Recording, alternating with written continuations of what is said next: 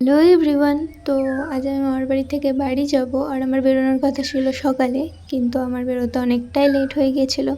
10টা 10:30 বেজে গিয়েছিলো। দিদা বললো খালি পেটে না গিয়ে আলু সিদ্ধ ভাত খেয়ে যেতে, কিন্তু আলু সিদ্ধ ভাত আমার অতটা ভালো লাগে না।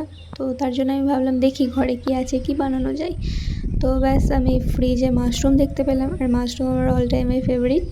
তো ব্যাস ভাবলাম হাতে যেহেতু অল্প সময় আছে, তো এই অল্প সময়ের মধ্যে আমি মাশরুম ভাজাই করে ফেলি, গরম গরম ভাতের সাথে তো দারুণ লাগবে। তো ব্যাস আমি মাশরুমগুলোকে কেটে ভালো করে জলে ধুয়ে নিয়েছি। তো তারপরে আমি অল্প একটু নুন দিয়েছি আর একটু হলুদ দিয়েছি। তো নুন আর হলুদ ভালো করে মাখিয়ে নিয়েছি। নুনটা অল্পই দিতে হবে, নাহলে বেশি নুন হয়ে গেলে আবার ভালো লাগবে না। তো তারপর কড়াইয়ে তেল দিয়ে তেলটা গরম করে আমি মাশরুম থেকে বেরোনো জলটা ভালো করে নিগড়ে ঝরিয়ে নিয়েছি। তো ব্যাস ভালো করে আমি ভেজে নিয়েছি দেখো। তো তারপরে আমি গরম গরম ভাতের সাথে মাশরুম ভাজা খেলাম, তো দারুণ লাগলো।